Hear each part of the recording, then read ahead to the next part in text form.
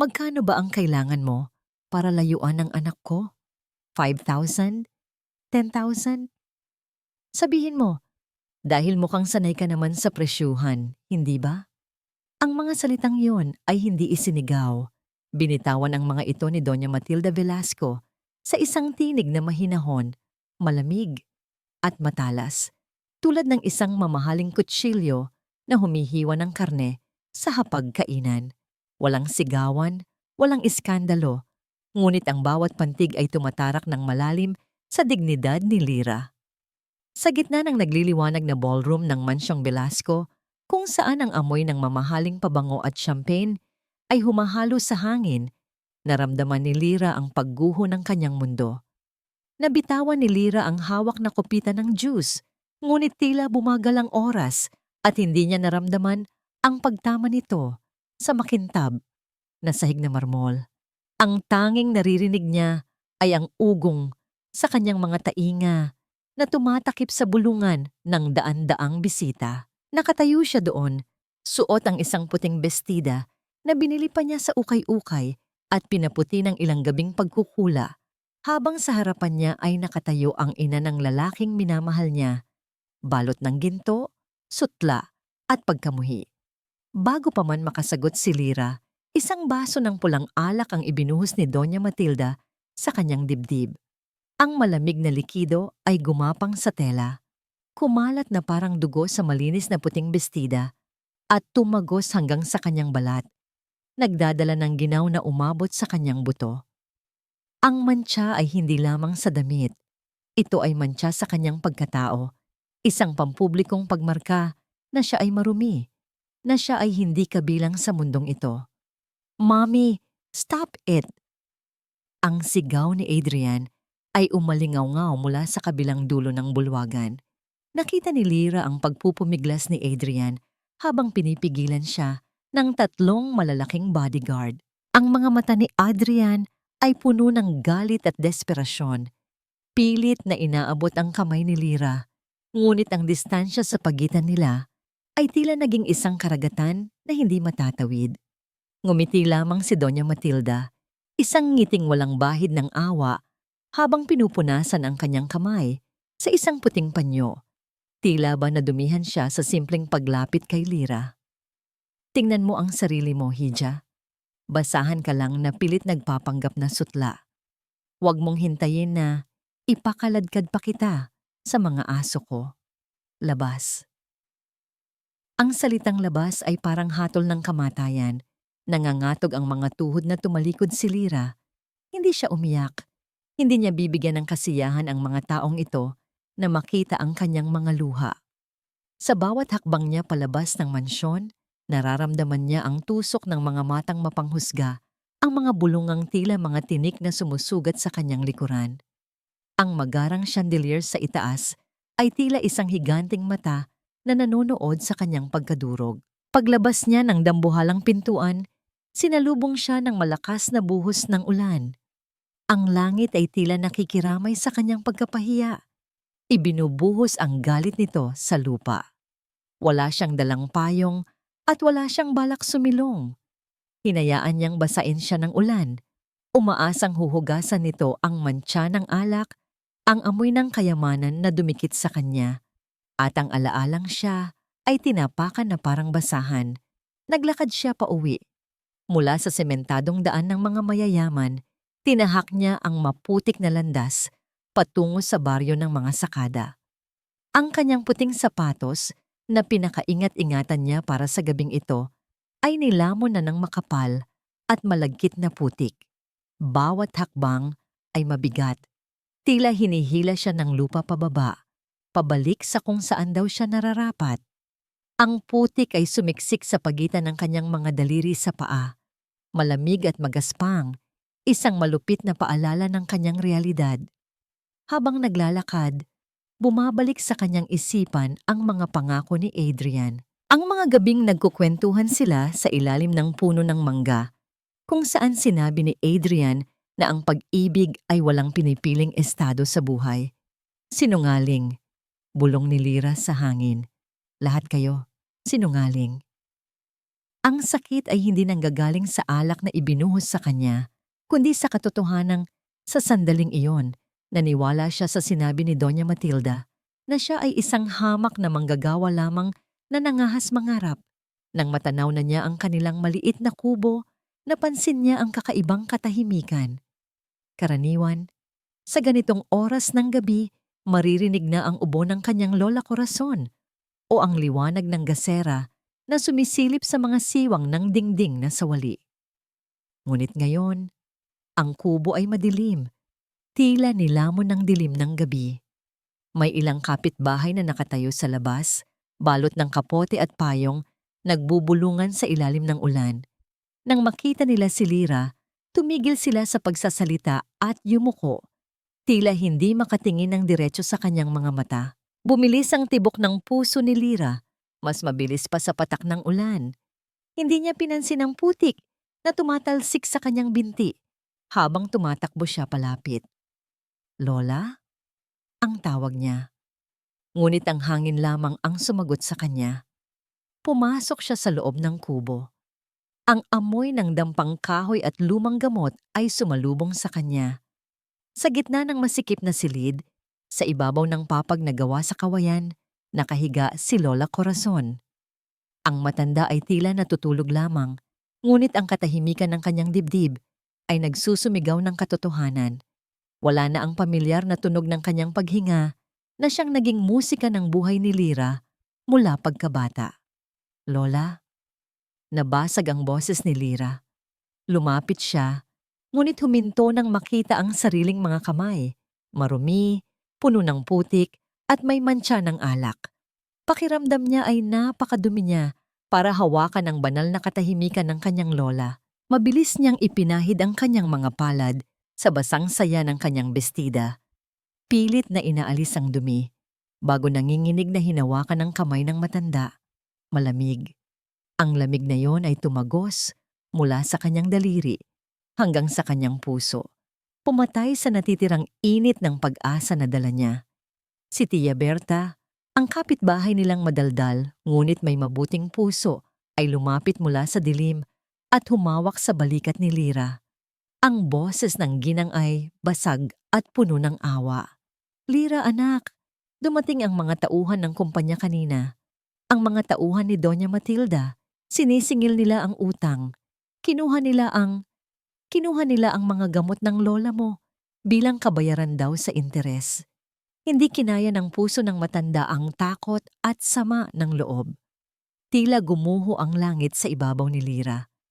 Ang imahe ni Doña Matilda sa mansyon na may hawak na baso ng alak ay nagpatong sa imahe ng kanyang lola na namamatay sa takot at sakit dahil sa kasakiman ng pamilyang yon. Hindi lang nila tinapakan ang dignidad ni Lira.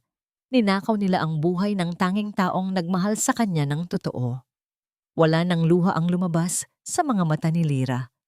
Ang sakit ay sobrang lalim, kaya't lumampas na ito sa kakayahan ng katawan na umiyak. Nanikip ang kanyang dibdib, parang may bakal na pumipiga sa kanyang baga, na nagpapahirap sa bawat paghinga. Napatingin siya sa mukha ng kanyang lola, mapayapa na ito ngayon, malayo sa gutom at hirap ng buhay sa asyenda. Ngunit may napansin siyang isang papel na nakapatong sa may ulunan ng papag. Kinuha ito ni Lira. Ang papel ay bahagyang nabasa ng tulo mula sa bubong, ngunit nababasa pa rin ang mga letrang nakasulat sa pulang tinta. Ito ang huling regalo ng pamilya Velasco. Isang notice of eviction, utos ng pagpapalayas. Sa bisa ng kasulatang ito, ang pamilya Monteverde ay inaatasang lisanin ang lupang tinitirikan ng bahay na ito sa loob ng 24 na oras. Ang hindi pagsunod ay nangangahulugan ng sapilitang demolisyon. Napaupo si Lira sa sahig na kawayan. Ang papel ay nalukot sa kanyang mahigpit na pagkakasakal. Sa labas, ang ulan ay patuloy sa pagbayo sa bubong, tila isang walang katapusang martilyo na nagbabadya ng pagkawasak. Nawala na ang kanyang dangal sa mansyon, nawala na ang kanyang lola sa kubo. At bukas, mawawala na rin ang tanging bubong na sumisilong sa kanya. Sa gabing iyon, Sa gitna ng kadiliman at amoy ng kamatayan, namatay ang dating Lira. Ang Lira na naniwala sa kabutihan ng mundo. Ang Lira na naniwala sa pag-ibig at sa katahimikan ng kanyang puso. Isang tanong ang naiwan na walang sagot. Isang tanong na mas masakit pa sa anumang sampal. Paano ka babangon kung pati ang lupang tinatayuan mo ay inaagaw na sayo? Ang libing ni Lola Corazon ay tahimik at payak, tulad ng pamumuhay nila sa asyenda. Walang magagarang bulaklak, walang mahabang pila ng mga nakikiramay na nakakotse, at walang mamahaling kape na ipinamimigay. Ang tanging naroon ay ang ilang kapitbahay, ang pari ng baryo na nagmamadali dahil may misa pa sa kabilang bayan, at ang walang katapusang ulan na tila nakikiiyak sa naulilang apo. Pinanood ni Lira ang dahan-dahang pagbaba ng simpleng kabaong nagawa sa kahoy na plywood sa hukay. Bawat dakok ng lupa na inihahagis sa ibabaw nito ay tila tumatabon din sa huling bahagi ng puso ni Lira na marunong pang magmahal. Wala siyang suot na itim dahil wala naman siyang pambili ng bagong damit. Suot pa rin niya ang kanyang lumang blusa na kupas na ang kulay, na ngayon ay basang-basa na naman ng ambon. Nang matapos ang seremonya at magsimulang mag-alisa ng ilan, lumapit si Tia Berta. Ang matanda ay kilala sa baryo bilang radyo dahil sa bilis nitong makasagap ng balita. Ngunit sa pagkakataong ito, walang bakas ng tsismis sa kanyang mukha. Puno ng pag-aalala ang mga mata nito habang hinahawi ang basang buhok na dumikit sa pisngi ni Lira. Hiha! Bulong ni Tia Berta. Ang boses ay nanginginig sa lamig. Kainin mo muna itong dala kong tinapay. Alam kong simula kagabi ay hindi ka pa naglalaman ng tiyan. Umiling si Lira. Ang lalamunan ay parang may nakabarang bato. Wala po akong gana, Tia. Salamat ho. Ngunit hindi nagpapigil ang matanda. Hinawakan ni Tia Berta ang kamay ni Lira na nanlalamig at may isiniksik na kung ano sa kanyang palad. Nang tingnan ito ni Lira, nakita niya ang isang gusot-gusot na panyo na may nakabalot na ilang pirasong papel na pera, mga inipon na barya at ilang daang piso na marahil ay matagal nang itinatago ng matanda. Tia, hindi ko po matatanggap to. Tanggi ni Lira, akmang ibabalik ang pera. Alam niyang hirap din sa buhay si Tia Berta, na labandera lamang sa kabilang bayan. Pinigilan siya ng mahigpit na hawak ni Tia Berta. Kunin mo na. Pangpamasahe mo paalis dito. Nabalitaan ko ang utos ng mga Velasco. Walang puso ang mga demonyong yan.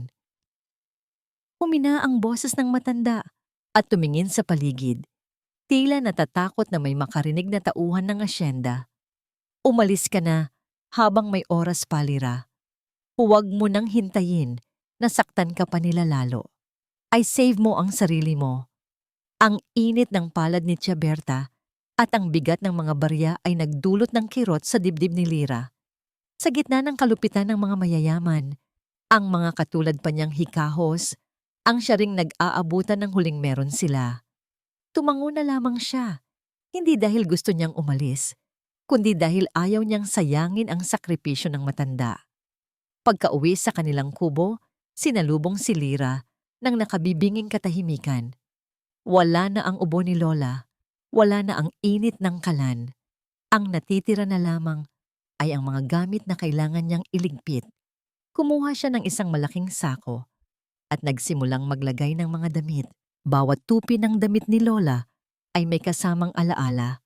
Ang bestidang ito na suot niya noong nagturo siya sa akin magbasa. Ang shawl na ito na ibinalot niya sa akin nung nilalagnat ako. Napadako ang tingin ni Lira sa bintana, kung saan matatanaw ang maliit na hardin sa likod bahay. Doon, madalas umupo si Adrian noon. Doon sila nagtatawanan habang nagbabalat ng nilagang saging. Biglang sumiklab ang galit sa dibdib ni Lira. Galit sa sarili dahil naniwala siya, at galit kay Adrian dahil sa panloloko nito. Lumabas siya ng bahay, dala ang isang lumang pala. Gusto niyang bungkalin ang lupang tinayuan ni Adrian, Tila ba sa paggawa noon ay mabubura niya ang bakas ng lalaki sa buhay niya. Gusto niyang sirain ang upuan na gawa sa kawayan na ginawa ni Adrian para sa kanila. Itinarak niya ang pala sa malambot na lupa sa ilalim ng puno ng mangga.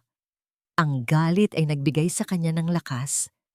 Bawat hukay ay may kasamang hingal at pigil na iyak. Wala kang kwenta! Bulong niya sa hangin patungkol sa alaala ni Adrian. Manloloko ka. Sa kanyang pangatlong pagbaon ng pala, tumama ang dulo ng metals sa isang matigas na bagay. Umalingaw-ngaw ang tunog ng bakal sa bakal, isang tunog na hindi natural sa ilalim ng lupa. Natigilan si Lyra.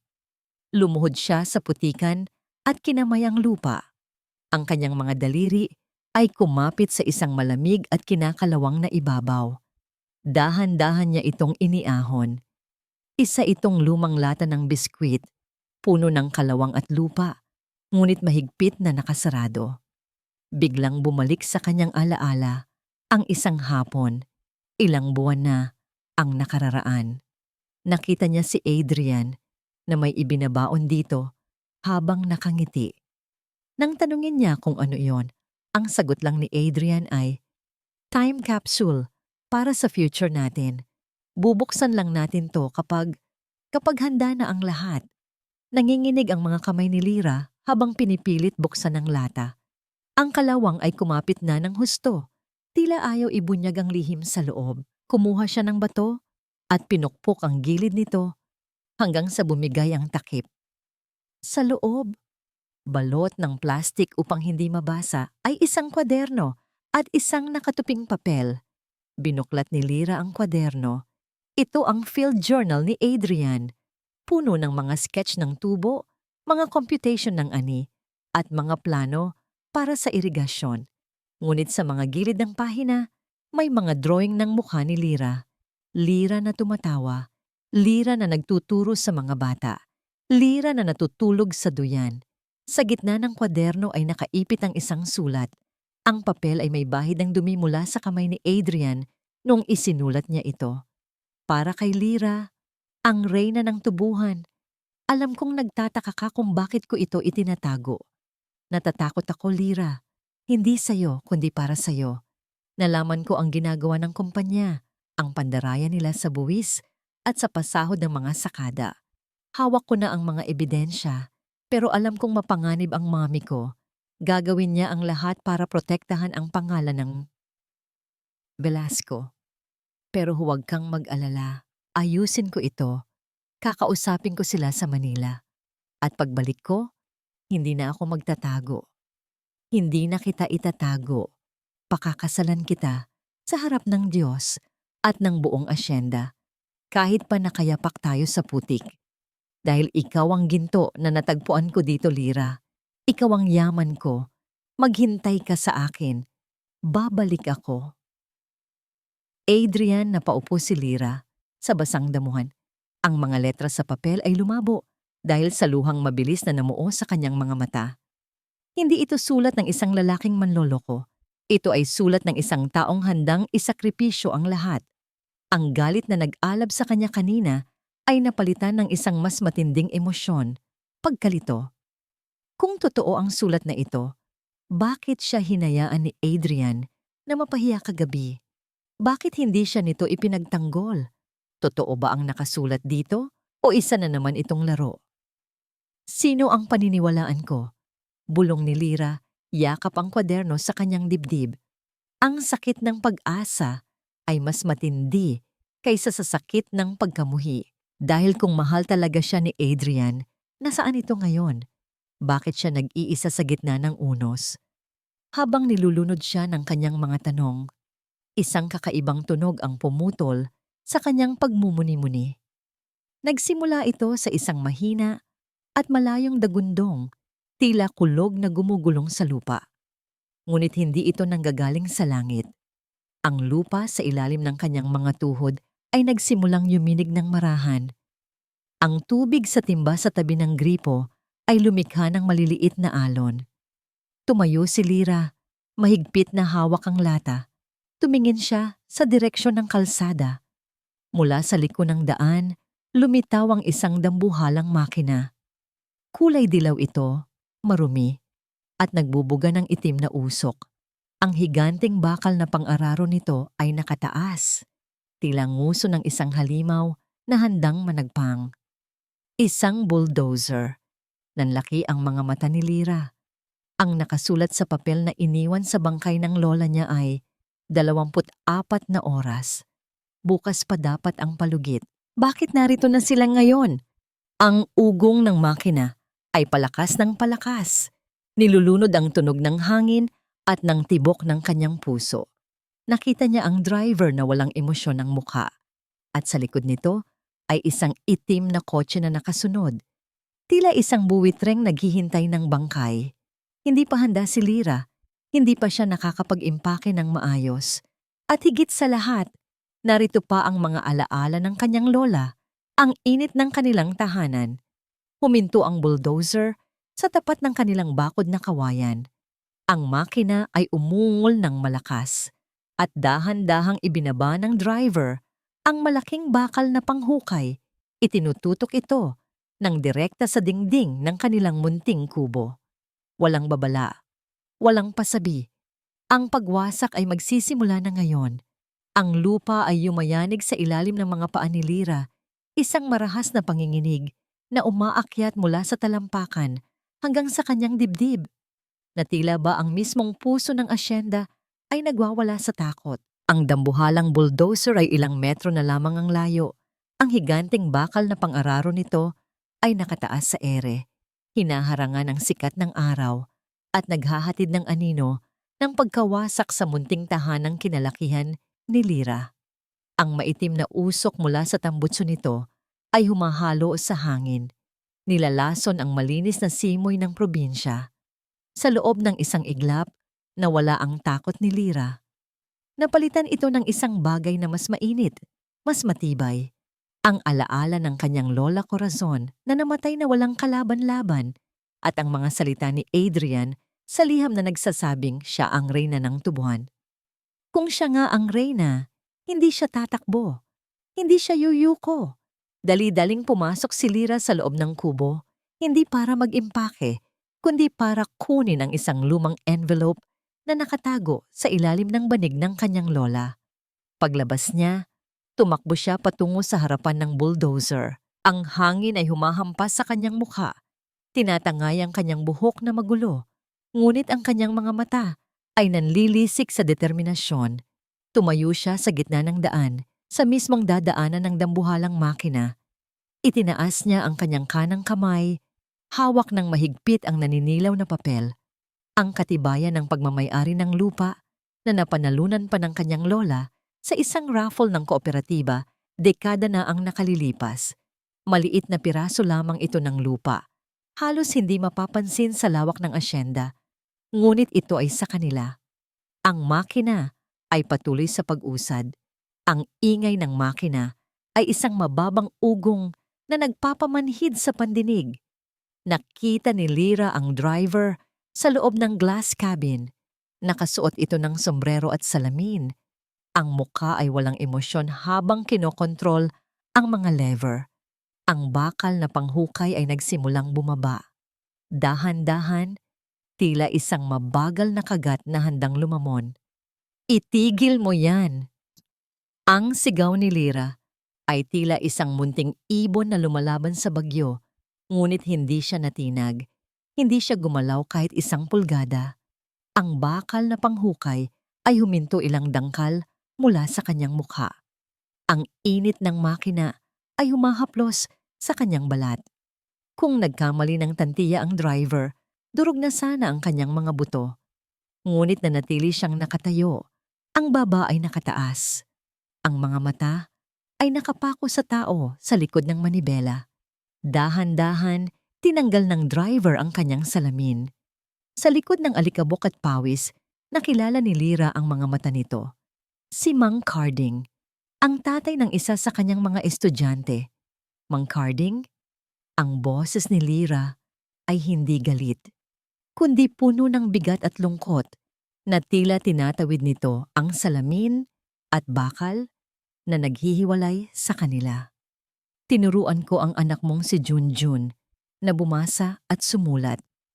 Tinuruan ko siyang maging matapang at manindigan sa kung ano ang tama. Ganito ba natin ipapakita sa kanya ang kahulugan ng tapang? Ang gibain ang tahanan ng iyong kapwa dahil lang sa utos ng mga taong hindi naman nakakakilala sa atin. Nakita ni Lyra ang paggalaw ng panga ni Mang Carding. Ang mga mata ng lalaki ay nagpalipat-lipat sa mukha ni Lyra at sa hawak niyang papel bago dumako sa maliit na bintana ng kubo kung saan marahil ay nag-aaral ang kanyang anak noon.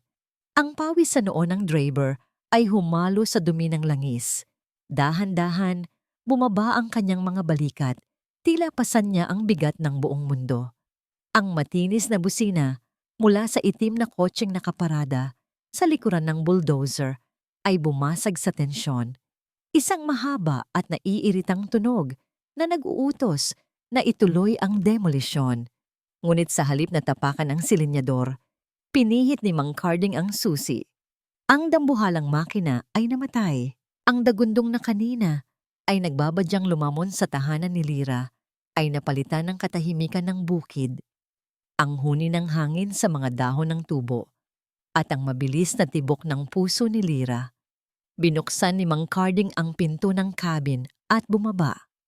Hindi siya tumingin sa itim na kotse at lalong hindi siya makatingin kay Lyra. Yumuko lamang siya, hinubad ang kanyang sombrero at tahimik na naglakad palayo, iniiwan ang higanting bakal na nakatingga sa gitna ng daan. Napabuntong hininga si Lyra, ang kanyang mga tuhod ay halos bumigay sa sobrang panghihina. Ngunit alam niyang hindi pa tapos ang laban. Ang itim na kotse ay naroon pa rin. Ang makina nito ay umaandar. Tila isang hayop na nag-aabang ng tamang pagkakataon para sumakmal. Sa halip na bumalik sa loob ng bahay para magtago, may ginawang kakaiba si Lyra. Pumasok siya saglit sa kubo at paglabas niya, dala niya hindi ang kanyang mga damit, kundi ang isang lumang blackboard na may bitak sa gilid, isang plastik na upuan, at ang kahon ng chalk. Sa gitna ng maputik na bakuran, sa ilalim ng anino ng nakahintong bulldozer na nagmistulang bubong, itinayo ni Lyra ang kanyang munting silid-aralan. Ang kanyang mga paa ay nakabaon sa putik, ngunit ang kanyang tindig ay tuwid. Isinulat niya sa blackboard ang mga katagang. Ang katotohanan ay hindi kayang gibain ng anumang makina. Umupo siya doon, yakap ang field journal ni Adrian, at naghintay.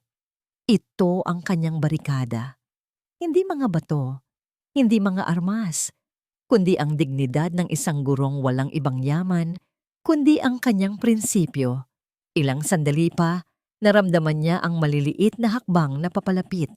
Nang angat niya ang kanyang tingin, nakita niya si Junjun, ang anak ni Mang Carding.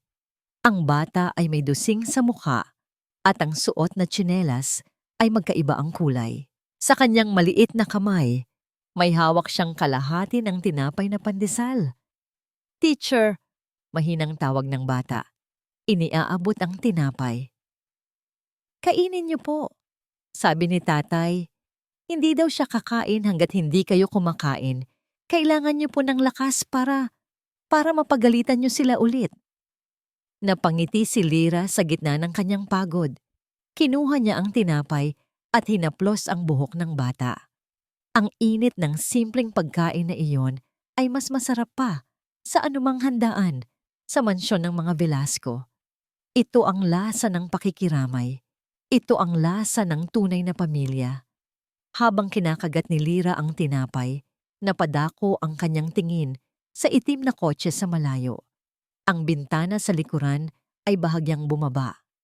Sa dilim ng loob ng sasakyan, nakita niya ang anino ng isang lalaking nakasuot ng sombrero na tumatakip sa kanyang mga mata. Hindi ito kumikilos. Nakamasid lang ito sa kanya ng tahimik. Tila pinag-aaralan ang bawat galaw niya. Isang kilabot ang gumapang sa batok ni Lyra. Sino siya? Isa ba siya sa mga tauhan ni Doña Matilda? O may iba pang puwersang naglalaro sa likod ng mga pangyayari? Bago pa man niya maaninag ang mukha nito, muling tumaas ang tintat ng bintana at nanatiling misteryo ang sakay nito. Ang katahimikan ay panandalian lamang. Mula sa main road, isang convoy ng 3 magagarang sasakyan ang dumating. Nilulunod ang kapayapaang kakabuo pa lamang. Ang mga sasakyan ay huminto sa tapat mismo ng silid-aralan ni Lyra. Ang mga gulong nito ay nagwisik ng putik sa kanyang paanan. Bumukas ang pinto ng gitnang sasakyan. Isang payong ang agad na ibinuka ng isang alalay upang protektahan ang pasahero mula sa init ng araw, kahit na wala naman talagang ulan. Bumaba si Doña Matilda Velasco. Iba ang aura niya ngayon kaysa noong gabi ng party. Kung noon ay puno siya ng puot, ngayon ay puno siya ng nakatatakot na kalamigan, ang klase ng lamig na nararamdaman bago ang isang malakas na bagyo. Nakasuot siya ng malalaking salamin sa mata at isang business suit na halatang galing pa sa Paris. Hindi siya tumapak sa putik. Naglatag ang kanyang mga tauhan ng isang carpet na yari sa goma para lakaran niya. Naglakad siya palapit kay Lyra, huminto sa harap ng blackboard at tinanggal ang kanyang salamin. Tiningnan niya ang nakasulat doon at tumawa ng mahina. Isang tawang walang saya, puno ng pang-uuyam. "Ang drama mo talaga, Lyra," sabi ni Doña Matilda, habang ang isang tauhan ay nag-abot sa kanya ng isang itim na briefcase. "Akala mo ba madadala mo ako sa pagganyan-ganyan mo? Teacher-teacheran sa gitna ng putikan?" Ibinagsak ni Doña Matilda ang briefcase sa ibabaw ng maliit na lamesang kinakainan ni Lyra kanina. Bumukas ito at tumambad ang laman. Mga tumpok ng pera, libo-libong piso na nakatali sa guma. Mas maraming pera kaysa sa kikitain ni Lyra sa buong buhay niya bilang sakada. "Heto ang alok ko," panimula ni Doña Matilda. Ang boses ay parang negosyanteng nakikipagtawaran sa palengke. "Bayad yan sa lupa mo. Doble pa sa presyo ng merkado. Sapat na yan para makapagsimula ka ng buhay sa Maynila o sa ibang bansa kung gusto mo. Magpaganda ka. Maghanap ng ibang lalaki." Tinitigan ni Lyra ang pera. Ito ang pambili ng gamot na sana ay nakapagligtas kay Lola. Ito ang perang sana ay nagpabusog sa kanila noong mga panahong asin lang ang ulam nila.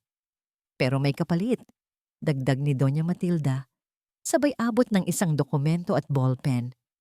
"Pipirmahan mo ito. Isang confession letter.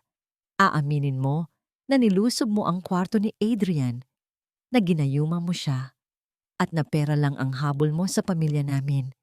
Aaminin mo na ikaw ang may kasalanan ng lahat at kusang loob kang aalis ng Negros at hindi na babalik kailanman." Inilapit ni Doña Matilda ang kanyang mukha kay Lyra. Ang amoy ng mamahaling pabango ay nakakahilo. "Pili ka, Lyra, ang dignidad mong walang kwenta na magugutom lang sa'yo o ang perang ito na magbibigay sa'yo ng kinabukasan. Alam nating pareho na sa mundong ito, ang katotohanan ay binibili at ako lang ang may pambili." Nakatingin si Lyra sa nagniningning-niningning na pera at pagkatapos ay sa papel na papatay sa kanyang pagkatao. Sa likod ni Doña Matilda, nakita niya si Junjun na nakatingin, naghihintay kung ano ang gagawin ng kanyang guro. Ang bigat ng desisyon ay dumagan sa dibdib ni Lyra. Kung tatanggapin niya ito, mabubuhay siya ng marangya, pero habang buhay na magtatago sa kahihiyan. Kung tatanggihan niya, wala siyang matutuluyan, at ang makapangyarihang babaeng ito ay hindi titigil hanggat hindi siya nadudurog. Hinawakan ni Lyra ang ballpen. Ang kanyang kamay ay nanginginig. Ang dulo ng panulat ay dumampi sa papel. Ngumiti ng matagumpay si Doña Matilda. "Good girl," bulong ng Doña. Ngunit hindi pumirma si Lyra. Sa halip, dahan-dahan niyang inangat ang kanyang tingin, diretso sa mga mata ng babaeng sumira sa buhay niya. Sa ika-40 palapag ng Sky High Towers sa gitna ng Makati, ang mundo ay tahimik at malamig. Ang bawat sulok ng penthouse unit ni Adrian Velasco ay sumisigaw ng karangyaan mula sa marmol na sahig na inaangkat pa mula sa Italia hanggang sa mga abstract na painting na nagkakahalaga ng higit pa sa kikitain ng isang sakada sa buong buhay niya. Ngunit para kay Adrian, ang luhong ito ay hindi tahanan. Ito ay isang bilangguan. Isang ginintuang hawla na idinisenyo upang patayin ang kanyang kaluluwa. 3 araw na siyang nakakulong dito. Walang cellphone, walang internet, walang access sa telepono. Ang mga bintana ay gawa sa makapal na salamin na hindi nabubuksan, na tila naghihiwalay sa kanya sa totoong mundo. Nakatayo si Adrian sa harap ng glass wall, nakatanaw sa kumikinang na lights ng syudad sa ibaba. Ang mga ilaw ng sasakyan ay parang ilog ng kuryente na dumadaloy sa EDSA. Ngunit sa kanyang isipan, hindi ang neon lights ng Maynila ang kanyang nakikita, kundi ang maliliit na alitaptap na lumilipad sa madilim na tubuhan ng Negros. Naaalala niya ang init ng hangin doon, ang amoy ng lupa pagkatapos ng ulan, at ang tawa ni Lyra. Ang tawa na mas musika pa kaysa sa anumang opera na pinapakinggan ng kanyang ina. Hinaplos ni Adrian ang salamin. Malamig ito, tulad ng pakikitungo ng kanyang pamilya. Bumukas ang pinto ng kwarto, hindi siya lumingon. Alam niyang hindi ito ang kanyang ina dahil nasa Negros ito ngayon para tapusin ang problema. Pumasok si Miss Vera, ang personal assistant ng kanyang ina. Isang babaeng ang puso ay kasing tigas ng kanyang stiff na business suit. Ang tunog ng takong ng sapatos nito sa sahig ay tila orasan na nagbibilang ng oras ng kanyang pagdurusa. Sir Adrian, ang boses ni Miss Vera ay professional. Walang bahid ng emosyon. May ipinadalang video si Madam mula sa Negros. Kailangan niyo itong makita. Humarap si Adrian. Ang mukha niya ay payat. Ang mga mata ay may lalim na dulot ng ilang gabing walang tulog. Wala akong pakialam sa sasabihin niya. Palabasin niyo ako dito. Para sa ikatatahimik ng loob niyo, sir, sagot ni Miss Vera habang iniabot ang isang tablet. Para matigil na ang kahibangan niyo sa babaeng yon. Sa screen, nakita ni Adrian ang isang video na malinaw na kuha mula sa malayo. Nakita niya si Lyra. Nakaupo ito sa ilalim ng isang makeshift na tent sa harap ng isang itim na briefcase na puno ng pera. Nakita niya ang kamay ni Lyra na nakahawak sa isang ballpen, nakatitig sa pera. Ang video ay putol-putol, edited upang ipakita lamang ang mga sandaling tila siya ay nag-aalinlangan. Nakita ni Adrian ang paghawak ni Lyra sa ballpen, ang kanyang pagyuko na tila sumusuko sa bigat ng sitwasyon. At bago pa man makita ang susunod na nangyari, biglang namatay ang screen at napalitan ng itim. Tinanggap niya, sir. Ang wika ni Miss Vera, ang boses ay kasing lamig ng aircon sa kwarto. Nilagdaan niya ang kasunduan kaninang umaga.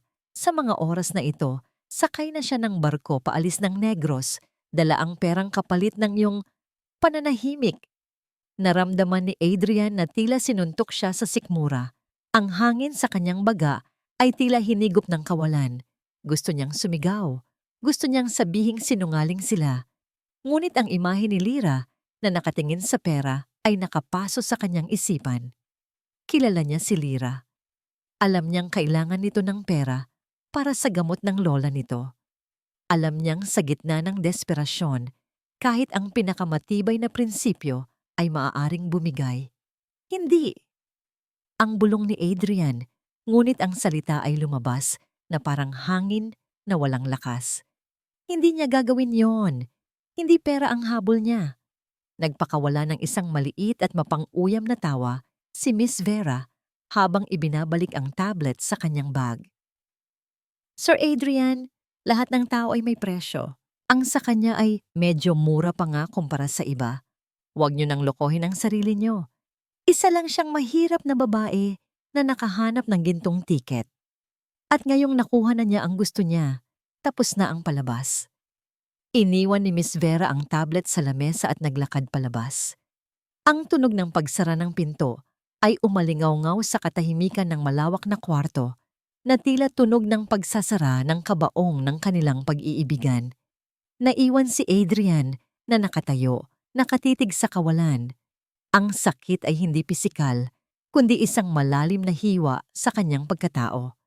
Ang babaeng nagturo sa kanya kung paano kumain ng kamay, kung paano makinig sa bulong ng tubo, at kung paano magmahal nang walang hinihintay na kapalit. Binenta ba talaga siya nito? Ang lahat ba ng mga ngiti, ang mga nakaw na sandali sa ilalim ng ulan, ay bahagi lang ng isang mahabang pagpapanggap? Napaupo siya sa gilid ng kanyang king-size bed. Ang mamahaling sapin ay tila naging tinik sa kanyang balat. Kinuha niya ang unan at ibinato ito sa pader sa tindi ng kanyang frustration. Ngunit ang malambot na bagay ay bumagsak lang ng walang ingay, tulad ng kanyang mga protesta na walang nakakarinig. Lumipas ang mga oras. Ang araw sa labas ay nagsimulang lumubog. Kinukulayan ng dugo ang kalangitan ng Maynila. Hindi ginalaw ni Adrian ang pagkaing iniwan sa tray kanina. Ang steak ay naging malamig at matigas. Ang sopas ay namuuna. Wala siyang ganang kumain habang ang kanyang puso ay kinakain ng pagdududa. Maya-maya, bumukas muli ang pinto. Inakala niyang si Miss Vera ulit ito upang sermonan siya. Ngunit nang lumingon siya, nakita niya si Manang Fe. Ito ang matandang kasambahay na nag-alaga sa kanya mula pa noong bata siya, ang nagpupunas ng kanyang luha noong siya ay nadadapa, at ang tanging tao sa bahay na ito na may tunay na malasakit sa kanya. Dala ni Manang Fe ang isang bagong tray ng pagkain, mainit na lugaw at pritong isda, ang paborito ni Adrian kapag masama ang kanyang pakiramdam. Ibinaba ng matanda ang tray sa bedside table at tinitigan si Adrian ng may lungkot sa mga mata. Iho, malamig na tawag ni Manang Fe. Kahit ilang subo lang, manghihina ka niyan. Hindi sumagot si Adrian. Nakatulala pa rin siya sa bintana. Lumapit si Manang Fe at umupo sa tabi niya. Hinawakan nito ang kanyang kamay. Ang mga palad na magaspang sa katandaan ay nagbigay ng pamilyar na init. Alam mo, Adrian, noong bata ka pa, kapag nagsisinungaling ka sa akin tungkol sa pagkain ng tsokolate bago maghapunan, alam ko agad. Dahil hindi marunong magtago ang mga mata mo. Tumingin si Adrian sa matanda. Nagtataka kung saan patungo ang usapan. Huminga ng malalim si Manang Fe at lumingon sa pinto upang siguraduhing sarado ito ng maayos. Pagkatapos, bumulong siya ng mahina, halos hindi marinig. Ang mata ng batang iyon, ni Lyra. Noong nakita ko siya sa video call mo dati, hindi iyon mata ng taong kayang magbenta ng pag-ibig. Natigilan si Adrian. Pero nakita ko ang video. Tinanggap niya. Umiling si Manang Fe at may dinukot sa bulsa ng kanyang apron. Isang maliit at nilukot na papel. Mabilis niya itong isiniksik sa palad ni Adrian at itinikom ang mga daliri ng binata. Narinig ko si Miss Vera na kausap ang mami mo kanina sa telepono. Bulong ng matanda. Ang boses ay nanginginig sa takot, ngunit puno ng tapang. Galit na galit ang mami mo. Sumisigaw siya. Sabi niya, bakit ayaw tanggapin ng babaeng yan ng pera? Bakit ang titigas ng ulo nila? Nanlaki ang mga mata ni Adrian. Parang may kuryenteng dumaloy sa kanyang buong katawan. Anong ibig mong sabihin? Edited ang video, anak. Mabilis na sagot ni Manang Fe. Palabas lang nila yon para sumuko ka, para ikaw na mismo ang lumayo. Pero ang totoo, lumalaban si Lyra. Nandoon pa siya sa Negros at ayon sa narinig ko, may gulo. Pinalilibutan daw siya ng mga pulis. Ang mga salitang yon ay tila tubig na ibinuhos sa natutulog na apoy sa dibdib ni Adrian. Hindi siya binenta, hindi siya iniwan. Si Lyra ay lumalaban para sa kanya, para sa kanila, habang siya ay nakaupo dito at nagpapakalunod sa awa sa sarili. Ang hiya at galit ay nagsanib upang maging isang matinding enerhiya. Kailangan niyang makaalis dito. Ngayon na, tiningnan niya ang papel na ibinigay ni Manang Fe. Nakasulat doon ang isang 4-digit number. Yan ang passcode ng service elevator sa kusina. Bulong ni Manang Fe. Bukas ang gate sa likod dahil naglalabas sila ng basura ngayon. Mag-ingat ka, Adrian. Kapag nalaman nilang tinulungan kita, mawawalan ako ng trabaho. Pero mas gugustuhin ko pang mawalan ng trabaho kaysa makita kang namamatay sa lungkot dito. Niyakap ni Adrian nang mahigpit si Manang Fe. Salamat, Manang. Babawi ako sa'yo. Pangako. Tumayo si Adrian. Wala siyang dalang gamit. Wala siyang dalang pera, maliban sa ilang barya sa bulsa. Suot lang niya ang kanyang pambahay na t-shirt at jogging pants. Ngunit dala niya ang pinakamahalagang bagay, ang katotohanan. Lumabas siya ng kwarto ng dahan-dahan. Ang pasilyo ay tahimik. Nakikita niya ang CCTV cameras sa dulo. Kaya yumuko siya at gumapang sa gilid ng pader, umiiwas sa mata ng lente. Bawat hakbang ay may kasamang kaba. Ang kanyang puso ay tumitibok ng mabilis. Tila tambol na naghuhudyat ng digmaan. Nakarating siya sa kusina. Ang service elevator ay nasa sulok, nakatago sa likod ng malalaking refrigerator. Pinindot niya ang keypad. 1, 9, 8, 5. Isang mahinang tunog ang narinig at bumukas ang pinto ng elevator. Pumasok si Adrian at pinindot ang button ng basement. Habang bumababa ang elevator, naramdaman niya ang pagbigat ng gravity o marahil ay ang bigat ng desisyong kanyang ginawa. Tatalikuran na niya ang buhay na ito, ang karangyaan, ang pamana, ang pangalan ng Velasco. Pagbukas ng pinto sa basement, sinalubong siya ng amoy ng basura at maulap na hangin. Madilim ang parking area. Tumakbo siya patungo sa likurang gate na gaya ng sabi ni Manang Fe ay bahagyang nakabukas. Ngunit bago siya makalabas, isang nakakasilaw na liwanag ang tumama sa kanyang mukha. Ang headlights ng isang sasakyan na papasok pa lang ay tumutok sa kanya. Nakita niya ang anino ng driver at ng guard na tumatakbo palapit. Sir Adrian, bumalik po kayo sa loob. Sigaw ng guard habang inaabot ang radyo sa bewang nito. Hindi huminto si Adrian. Sa halip tumakbo siya ng mabilis patungo sa gate. Ang ulan sa labas ay bumubuhos ng malakas, isang bagyong namumuo sa Maynila. Sir, huwag! Nilampasan ni Adrian ang gate at tumalon sa basang kalsada. Muntik na siyang madulas sa sementong bangketa, ngunit napanatili niya ang balanse. Ang ulan ay agad na bumasa sa kanyang damit. Nanunuot ang lamig sa kanyang balat. Ngunit sa kauna-unahang pagkakataon, sa loob ng 3 araw, nakahinga siya ng maluwag. Wala siyang sasakyan, wala siyang payong. Ang tanging paraan para makabalik sa Negros ay ang makarating sa pier o sa airport at magmakaawa o sumakay sa mga truck ng gulay. Tumingin siya sa langit na nagngangalit. Lira, hintayin mo ako. Bulong niya sa hangin habang tumatakbo palayo sa matayog na gusali na dating kanyang tahanan. Sa likuran niya, narinig niya ang mga yapak ng humahabol na mga guwardya. Ngunit ang pag-ibig ay mas mabilis, mas matapang, at hindi na muling magpapabihag. Ang gabi ay madilim at puno ng panganib. Ngunit si Adrian ay tumatakbo patungo sa nag-iisang liwanag na kilala niya. At sa pagkakataong ito, handa siyang suungin ang kahit anong bagyo.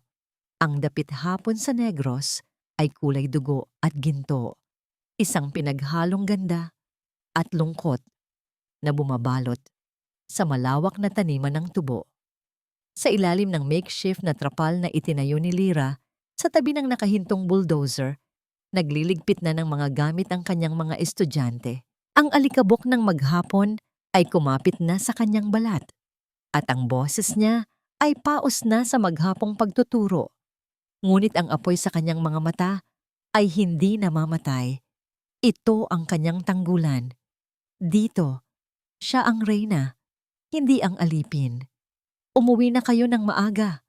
Habilin ni Lira sa mga bata habang pinupunasan ng chalk sa kanyang mga kamay. Huwag kayong magpapagabi sa daan. Nang makaalis ang huling bata, naiwan si Lira sa katahimikan. Ang hangin ay humihip, dala ang amoy ng sunog na dahon ng tubo. Sa di kalayuan, Sa dulo ng maputik na daan na papasok sa kanilang lugar, may naaninag siyang isang figura na naglalakad. Ang lalaki ay gumigiwang, tila anumang oras ay babagsak sa lupa. Humigpit ang hawak ni Lyra sa kanyang eraser. Inakala niyang isa na naman ito sa mga lasing na tauhan ni Doña Matilda na ipinadala para takutin siya. Ngunit habang palapit ang lalaki, unti-unting luminaw ang kanyang anyo sa ilalim ng papalubog na araw. Ang lalaki ay walang suot na sapatos. Ang kanyang mga paa ay duguan at balot ng putik. Ang kanyang damit, na dating mamahalin, ay punit-punit at marumi. Ang buhok niya ay magulo at ang kanyang mukha ay tinubuan na ng balbas. Ngunit ang mga matang iyon ay kilalang-kilala ni Lyra. Adrian, ang mundo ni Lyra ay tila tumigil sa pag-ikot. Ang galit, sakit at pangungulila ay sabay-sabay na sumabog sa kanyang dibdib. Bakit siya nandito? Bakit ganito ang itsura niya? Ito ba ay isa na namang palabas? Isang bagong estratehiya para paamuin siya bago ang tuluyang pagtaboy. Tumigil si Adrian, ilang metro ang layo sa kanya. Ang kanyang paghinga ay malalim at hirap, tila galing siya sa isang napakahabang takbuhan mula sa impyerno. Tinitigan niya si Lyra na parang isang taong uhaw na nakakita ng tubig sa gitna ng disyerto. Lyra! Ang boses ni Adrian ay garalgal, basag. Sa halip na tumakbo palapit, umatras si Lyra. Itinaas niya ang kanyang baba, pilit na ibinabalik ang dingding na itinayo niya sa paligid ng kanyang puso. Umalis ka na, malamig na utos ni Lyra. Wala na tayong dapat pag-usapan. Nakuha na ng mami mo ang gusto niya. Wasak na ang bahay namin. Patay na si Lola. Ano pa bang kukunin ninyo? Umiling si Adrian, humakbang palapit na parang batang nagmamakaawa. Hindi. Lyra, wait. Akala ko tinanggap mo ang pera. Napanood ko ang video. Nakita kitang pumirma. Sabi ni Mami, iniwan mo na ako kapalit ng briefcase na yon. Natigilan si Lyra. Ang pagkabigla ay gumuhit sa kanyang mukha. Ang galit na kanina ay nag-aalab sa kanyang dibdib, ay biglang napalitan ng isang mapait na pagkaunawa. Sa wakas, naintindihan na niya ang laro. Hindi lang si Lyra ang biktima rito, pati si Adrian ay pinaglaruan ng sarili niyang ina. Ginamit ni Doña Matilda ang tiwala ng kanyang anak para wasakin ito. Isang video? Ang tanong ni Lyra. Ang boses ay nanginginig hindi sa galit kundi sa awa. Iyon ba ang sinabi niya sa'yo? Na ipinagpalit kita sa mga piraso ng papel? Humakbang palapit si Lyra kay Adrian. Sa bawat hakbang, unti-unting gumuho ang pader na itinayo niya sa kanyang puso. Nakita niya ang panginginig ng mga kamay ni Adrian, ang sugat sa kanyang mga paa, na nagpapatunay na naglakad siya ng malayo. Marahil ay mula pa sa daungan para lang makarating dito. Tinalikuran niya ang kanyang palasyo para sa putikan ni Lyra. Tingnan mo ako, Adrian. Malumanay na utos ni Lyra habang nakatayo sa harap ng lalaking mahal niya. Tingnan mo ang paligid. Kung tinanggap ko ang briefcase na yon, sa tingin mo ba ay nandito pa ako? Sa tingin mo ba ay matutulog ako sa ilalim ng trapal na ito kung may milyon-milyon ako? Tumingin si Adrian sa paligid. Nakita niya ang sirang bakod, ang mga librong basa, ang kalderong maitim na nakasalang sa kalan na kahoy. Walang bakas ng yaman, walang bakas ng pag-alis. Ang katotohanan ay sampal sa kanyang mukha. Nagsinungaling ang kanyang ina. Si Lyra ay nanatili, hindi dahil wala siyang choice, kundi dahil pinili niyang manatili. Hindi ka umalis. Bulong ni Adrian at kasabay noon ay ang pagbagsak ng kanyang mga balikat. Ang bigat ng ilang araw na paghihirap, gutom, at emosyonal na torture ay biglang dumagan sa kanya. Bumigay ang kanyang mga tuhod. Napaluhod si Adrian sa basang lupa. Wala siyang pakialam kung marumihan ang kanyang pantalon. Tinakpan niya ang kanyang mukha gamit ang kanyang maruruming palad at humagulgol isang iyak ng paglaya at pagsisisi. I'm sorry, Lyra. I'm so sorry. Naniwala ako sa kanila. Muntik na akong sumuko. Hindi nag-aksaya ng panahon si Lyra. Lumuhod din siya sa putikan, sa harap ni Adrian. Walang pag-iinarte, walang takot na madumihan. Hinawakan niya ang mga kamay ni Adrian at inalis ang mga ito sa mukha ng binata. Hinaplos niya ang pisngi ni Adrian na ngayon ay basa ng luha at ulan. Ang init ng palad ni Lyra ay tila apoy na bumuhay sa nanlalamig na kaluluwa ni Adrian. Tumingin ka sa akin. Bulong ni Lyra. Ang kanyang noo ay idinikit niya sa noo ni Adrian. Ang kanilang mga hininga ay naghalo sa maliit na espasyo sa pagitan na nila.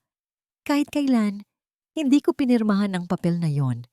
Sinabi ko sa mommy mo na ang pagkatao ko ay hindi nabibili at ang pagmamahal ko sa'yo, Adrian, hindi yon for sale. Sa sandaling iyon, sa gitna ng kahihiyan at kahirapan, naramdaman nila ang isang kapayapaan na hindi kayang bayaran ng sinuman. Niyakap ni Adrian si Lyra nang mahigpit, tila takot na kung bibitaw siya ay maglalaho ito parang bula. Isiniksik niya ang kanyang mukha sa leeg ni Lyra. Nilalanghap ang amoy nito na pinaghalong pawis, ulan at katapangan. Iwan na natin ang lahat. Paos na bulong ni Adrian sa tainga ni Lyra.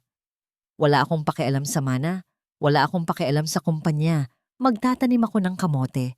Magbubuhat ako ng sako, basta kasama kita. Napangiti si Lyra habang hinahaplos ang magulong buhok ni Adrian. Ito ang kilig na matagal na niyang hinahanap.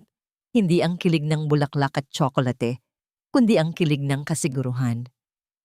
Ang malaman na may isang taong handang maging dukha, makasama ka lang. Shhh!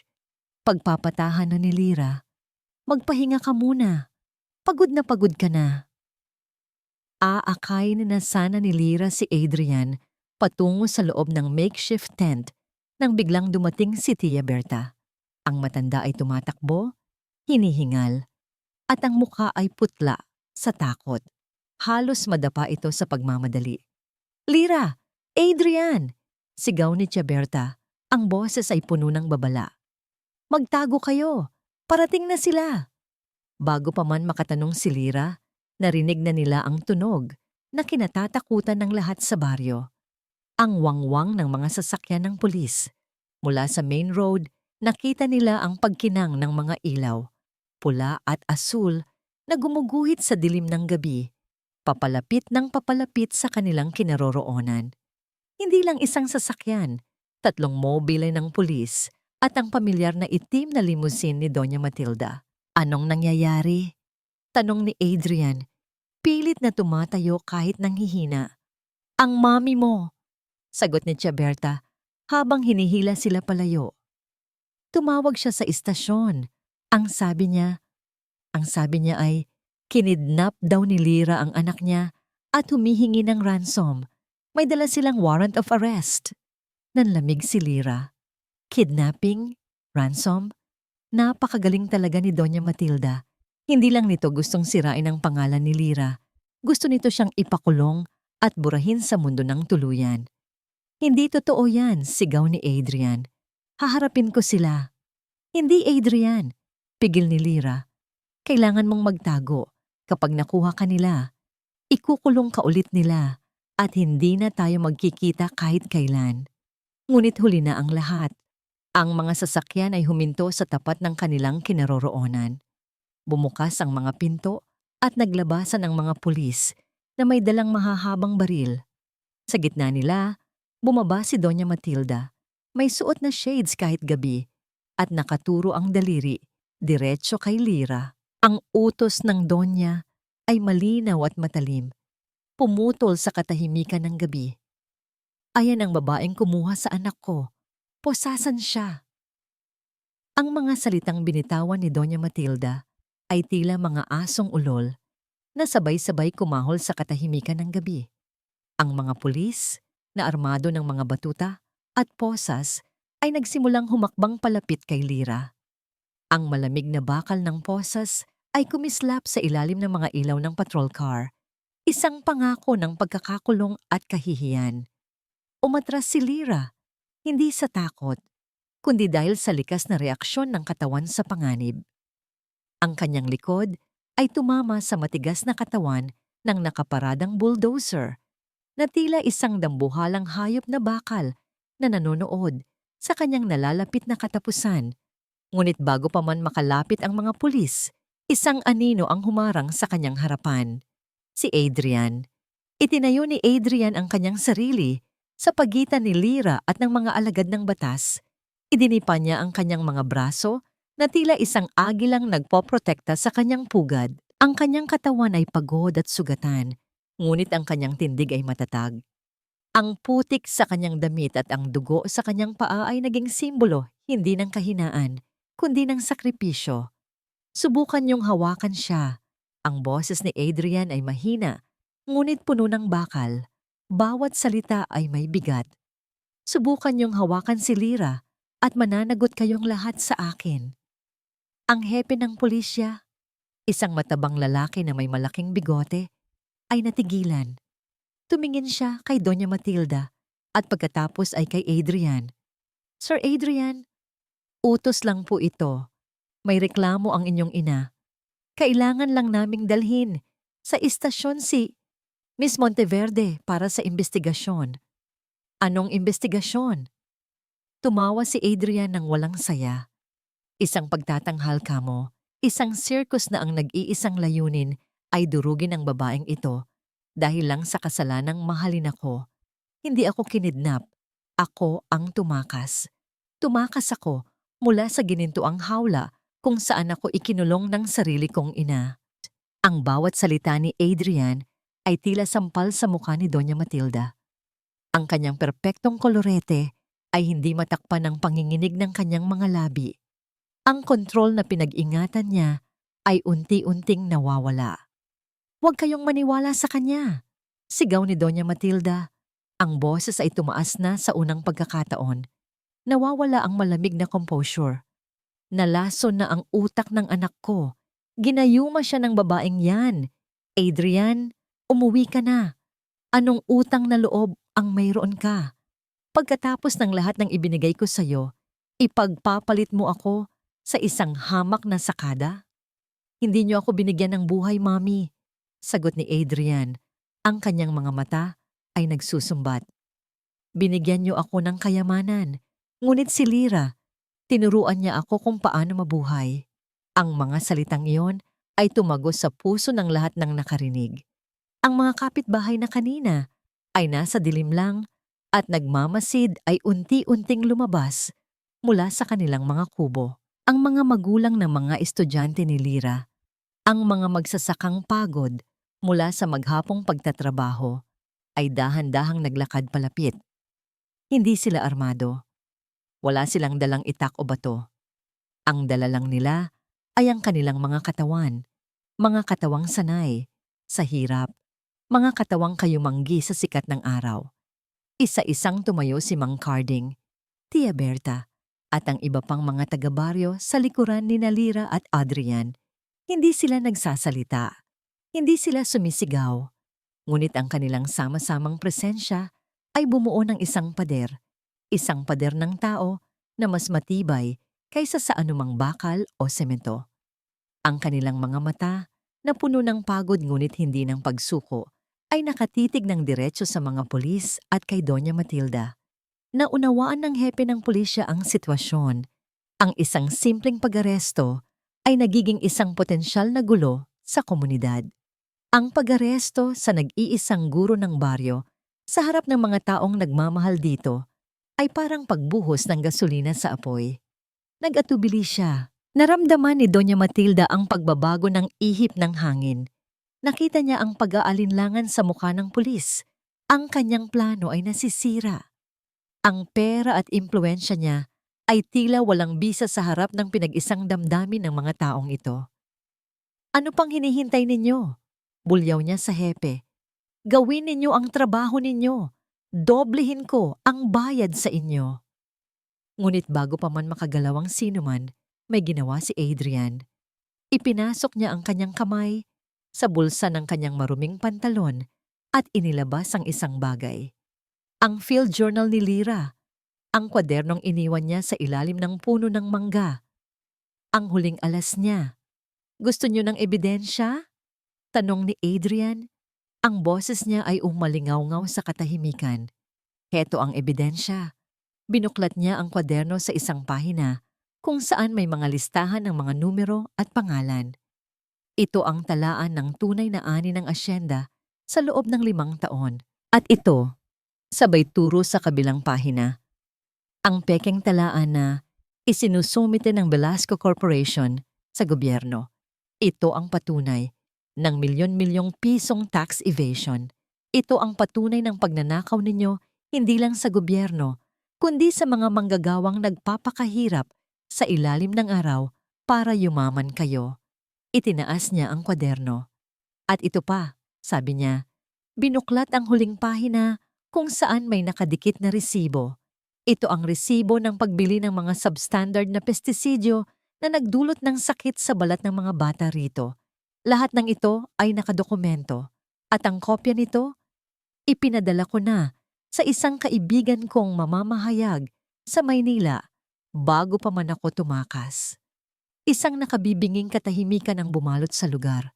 Ang hangin ay tila huminto sa pag-ihip. Ang mga pulis ay nagkatinginan. Ang akusasyon ng kidnapping ay biglang naging maliit na issue kumpara sa malawakang pandaraya sa buwis at paglabag sa karapatang pantao. Si Doña Matilda ay namutla. Ang kulay ay nawala sa kanyang mukha na para bang sinipsip ng lupa ang lahat ng dugo sa kanyang katawan. Tumingin siya sa kanyang anak, hindi na bilang isang ina, kundi bilang isang talunang kalaban. Ang pagtataksil sa kanyang mga mata ay mas masakit kaysa sa anumang pisikal na sampal. Adrian, ang tanging salitang lumabas sa kanyang bibig, isang pakiusap na huli na. Umiling si Adrian. Tapos na ang laro, Mami. Pinili niyo ang pera kaysa sa sarili niyong anak. Ngayon, panindigan niyo. Hindi na kinaya ng katawan ni Doña Matilda ang sunod-sunod na pagbagsak ng kanyang mundo. Ang perpektong postura niya ay biglang gumuho. Napahawak siya sa kanyang dibdib. Ang kanyang paghinga ay naging mabilis at mababaw. Ang kanyang mga mata ay nanlaki sa sakit at pagkabigla. Bago ito pumikit at bumagsak ang kanyang katawan sa maputik na lupa. Madam! Sigaw ng kanyang mga alalay, dali-daling lumapit para tulungan siya. Napanood ni Lyra ang lahat. Ang pagbagsak ng babaeng halos pumatay sa kanya ay hindi nagdulot ng saya sa kanyang puso. Sa halip awa ang kanyang naramdaman. Awa para sa isang inang nilamon ng sarili niyang kasakiman. Habang isinasakay si Doña Matilda sa kanyang limousine para dalhin sa ospital, ang huling imaheng nakita ni Adrian ay ang mga mata ng kanyang ina. Walang pagsisisi, walang pagmamahal. Ang tanging naroon ay isang malamig at matalim na pangako ng paghihiganti. Hindi pa ito tapos. Ang tila sinasabi ng mga matang yon bago tuluyang sumara ang pinto ng sasakyan. Hindi pa ako tapos sa inyong dalawa.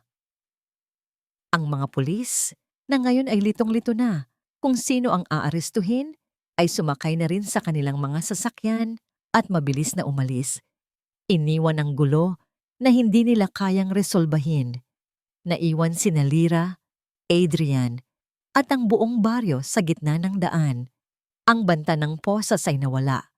Ngunit napalitan ito ng isang mas malaking anino ng kawalan ng kasiguraduhan. Natalo nila ang reyna. Ngunit ang kaharian nito ay nakatayo pa rin, handang bumawi anumang oras. Humarap si Lyra sa mga taong nagtanggol sa kanila. Yumuko siya ng malalim, isang kilos ng pasasalamat na hindi kayang tumbasan ng salita. Salamat po, bulong niya. Maraming salamat sa inyo. Ngumiti si Tia Berta at hinawakan ang kanyang kamay. Walang anuman, anak. Ang laban mo ay laban nating lahat. Sa gabing iyon, sa gitna ng putik at pag-asa, naintindihan ni Lyra na ang tunay na kapangyarihan ay hindi nakukuha sa pera o posisyon. Ito ay nasa pagkakaisa ng mga taong pinagbuklod ng iisang pangarap, ang pangarap na mabuhay ng may dignidad. Ang mga sumunod na araw, matapos ang komprontasyon ay tila isang mahabang buntong hininga. Ang ingay ng mga sirena ay napalitan ng pamilyar na huni ng mga kuliglig sa gabi. At ang tensyon sa hangin ay dahan-dahang humupa, tulad ng alikabok na lumilipas pagkatapos ng isang malakas na stampede. Natalo nila ang isang laban, ngunit alam ni Lira at Adrian na hindi pa tapos ang digmaan. Tulad ng inaasahan, ang balita ay mabilis kumalat. Isang tawag mula sa abogado ng pamilya Velasco ang nagpatunay sa lahat. Sa isang maikli at walang emosyong pag-uusap sa telepono, ipinaalam kay Adrian na siya ay opisyal ng disinherited. Tinanggalan siya ng mana, ng posisyon sa kumpanya at ng apeliidong Velasco sa lahat ng legal na dokumento. Mula sa pagiging tagapagmana ng isa sa pinakamalaking korporasyon sa bansa, si Adrian ay naging isang ordinaryong tao, walang pera, walang ari-arian, at walang pamilyang babalikan. Ang presyo ng kalayaan ay ang lahat ng bagay na dati niyang pag-aari. Ngunit habang nakaupo si Adrian sa isang upuang kawayan sa labas ng munting kubo na itinayo ng mga taga-baryo para sa kanila, isang kubo na mas maliit kaysa sa banyo niya sa Maynila. Hindi lungkot ang kanyang naramdaman, kundi isang kakaibang gaan. Sa kauna-unahang pagkakataon sa kanyang buhay, siya ay tunay na malaya. Okay ka lang ba? Tanong ni Lira. Iniaabot sa kanya ang isang baso ng mainit na salabat. Ang amoy ng luya at asukal ay humalo sa simoy ng umaga. Kinuha ni Adrian ang baso. Ang kanyang mga daliri ay naglapat sa mga daliri ni Lira. Ang simpleng pagdampi na yon ay nagbigay sa kanya ng init na hindi kayang ibigay ng anumang kayamanan. Mas okay pa sa okay, sagot niya, ngumiti. Para akong nakawala sa kulungan. Ikaw, okay ka lang ba? Na ang napangasawa mo ay wala nang maipagmamalaki kundi itong mga sugat sa paa? Umupo si Lira sa tabi niya. Isinandal ang kanyang ulo sa balikat ni Adrian. Ang gaspang ng kanyang damit at ang amoy ng usok mula sa kalan ay ang bagong pabango ni Adrian. Ang pagmamahal ay hindi kinakain, Adrian. Pero hindi rin ito nabubuhay sa yaman lang. Kaya nating magsimula, tayong dalawa. At nagsimula nga sila. Ang mga kamay ni Adrian, na dati sanay lang sa pagpirma ng mga tseke at paghawak ng golf club, ay natutong magbungkal ng lupa. Tinuruan siya ni Mang Carding kung paano magtanim ng kamote at gulay. Ang kanyang balat, na dati porselana sa kutis, ay unti-unting naging kayumanggi sa ilalim ng araw. Nagkaroon siya ng kalyo sa mga palad. At bawat kalyong yon ay isang medalya ng karangalan para sa kanya. Si Lira naman ay ipinagpatuloy ang kanyang pagtuturo. Ang makeshift na trapal ay napalitan ng isang maliit na silid-aralan na gawa sa nipa at kawayan, itinayo sa pamamagitan ng bayanihan. Hindi na lang pagbasa at pagsulat ang kanyang itinuturo, kundi pati na rin ang karapatan ng mga manggagawa at ang kahalagahan ng pagkakaisa. Ang kanilang buhay ay naging simple, ngunit puno. Ang hapunan nila ay madalas na kanin at pritong isda lang, ngunit ang bawat subo ay may kasamang tawanan at kwentuhan. Ang kanilang kama ay isang simpleng banig sa sahig, ngunit ang bawat gabi ay may yakap at pangakong hindi sila mag-iiwanan. Sa katahimikan ng kanilang munting kubo, natagpuan nila ang isang uri ng yaman na hindi kayang bilhin ng pera. Isang hapon, habang nagdidilig ng halaman si Adrian, isang luma at kinakalawang na owner-type jeep ang huminto sa tapat ng kanilang bahay. Bumaba mula rito ang isang lalaking nakauniporme ng kartero. May dala itong isang sobrang kulay brown. Para kay Mr. Adrian. Velasco? Tanong ng kartero. Tila hindi sigurado kung tama ang address. Ako nga po, sagot ni Adrian. Pinunasan ng pawis sa kanyang noo. Iniabot ng kartero ang sobre. Galing ito sa isang law firm sa Maynila. Naramdaman ni Adrian ang panlalamig ng kanyang sikmura. Kinakabahan, binuksan niya ang sulat. Hindi ito notice of eviction. Hindi ito subpoena. Ito ay isang medical report. Ang report ay tungkol kay Doña Matilda Velasco. Ayon sa mga doktor, ang Doña ay nagtamo ng isang matinding cerebrovascular accident o stroke. Ang kanang bahagi ng kanyang katawan ay paralisado. Ang kanyang kakayahang magsalita ay lubhang naapektuhan. At dahil sa iskandalong nilikha ng mga revelasyon ni Adrian, lahat ng dati niyang kaibigan at business partners ay tinalikuran na siya. Mag-isa siya ngayon sa isang pribadong silid sa pinakamahal na ospital sa bansa, binabantayan lamang ng mga bayarang nurse na walang pakialam sa kanya. Nabitawan ni Adrian ang sulat. Ang papel ay nilipad ng hangin at dumapo sa putikan. Napaupo siya sa isang tuod ng puno. Ang kanyang mga braso ay nakapatong sa kanyang mga tuhod. Lumapit si Lyra at pinulot ang sulat. Binasa niya ito at naintindihan ng lahat. Umupo siya sa tabi ni Adrian at hinawakan ang kanyang kamay. Walang salitang namutawi sa kanila. Ang tanging naririnig ay ang huni ng hangin. Nasisiyahan ka ba? Basag ni Adrian sa katahimikan. Ang kanyang boses ay halos pabulong. Ito na ang karma niya. Ang babaeng gustong magpalaya sa'yo, ngayon ay hindi na makagalaw. Ang babaeng gustong patahimikin ka, ngayon ay hindi na makapagsalita.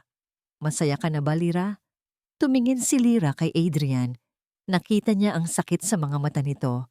Sa likod ng galit at sama ng loob, naroon pa rin ang anino ng isang anak na nasasaktan para sa kanyang ina. Hindi ako masaya, Adrian. Mahinang sagot ni Lyra. Dahil ang paghihiganti ay hindi nagbibigay ng kapayapaan. Nagbibigay lang ito ng isa pang sugat. Niyakap ni Lyra si Adrian. Naramdaman niya ang panginginig ng katawan nito. Ina mo pa rin siya. Kahit anong nangyari, hindi maiaalis yon. Huminga ng malalim si Adrian. Anong gusto mong gawin ko? Bisitahin siya? Bigyan ng bulaklak? Para saan pa? Para ipamukha niya ulit sa akin na isa akong pagkakamali. Hindi, sagot ni Lyra. Hindi para sa kanya, kundi para sa'yo. Para sa sarili mong kapayapaan, Adrian.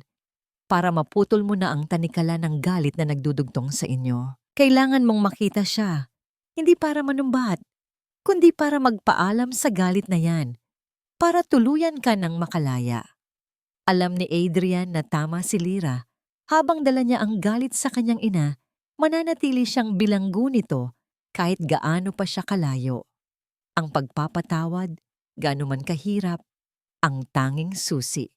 Kinabukasan, isinangla nila ang nag-iisang kalabaw na bigay ng baryo sa kanila para makabili ng 2 tiket ng bus patungong Maynila.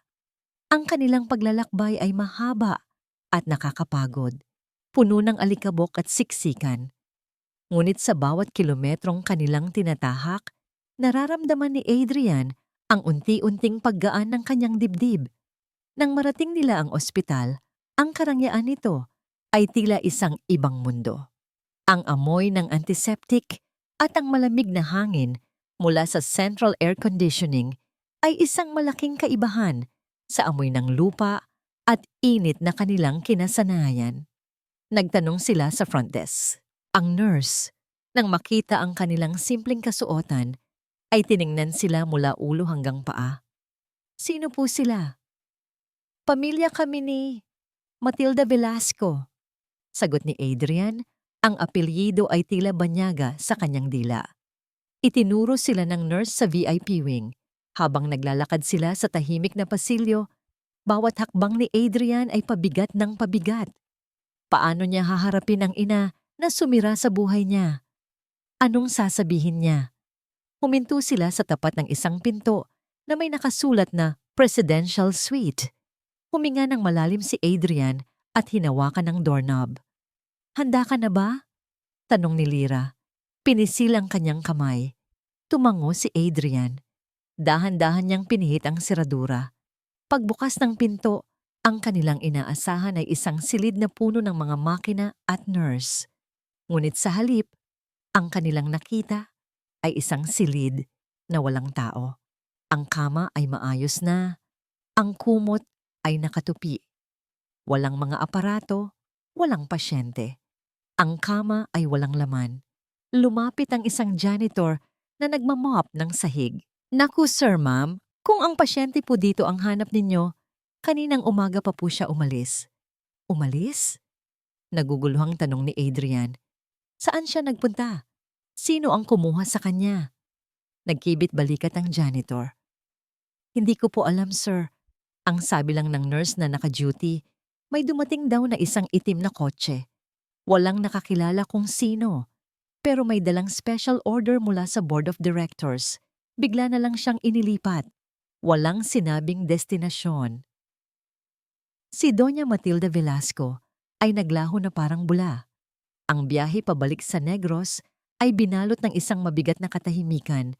Ngunit hindi ito ang katahimikang dala ng puot, kundi ang katahimikang hatid ng isang malalim na pag-iisip. Habang nakatanaw si Adrian sa bintana ng bus, pinagmamasdan ng mga lunti ang bukirin na mabilis na naglalakad sa kanyang paningin. Iniisip niya kung nasaan ang kanyang ina. Sino ang kumuha rito? Bakit ito inilabas sa ospital nang walang pasabi? Nang makarating sila sa asyenda, hindi sila dinala ng kanilang mga paa sa kanilang munting kubo. Sa halip, tila may magnetong humila sa kanila patungo sa pinakalumang bahagi ng lupain ng mga Velasco. Ang orihinal na mansyong kahoy na matagal nang inabandona simula nang itayo ang bagong dinhutan na gawa sa semento at marmol. Doon, sa gitna ng mga naglalakihang puno ng balete at masukal na damuhan, nakaparada ang isang pamilyar na itim na kotse. Dahan-dahang naglakad sina Lyra at Adrian patungo sa beranda. Ang bawat hakbang sa hagdan ng kahoy ay naglalabas ng mahinang tunog ng pag-aray ng luma at marupok na materyales. Sa dulo ng pasilyo, sa gitna ng isang hardin na puno ng mga lantang bulaklak at tuyong dahon, nakita nila ang isang figurang nakaupo sa isang silya na may mga gulong. Si Doña Matilda. Wala na ang magagarang alahas. Wala na ang mamahaling business suit. Ang suot niya ay isang simpleng puting duster na tila mas malaki kaysa sa kanyang katawan.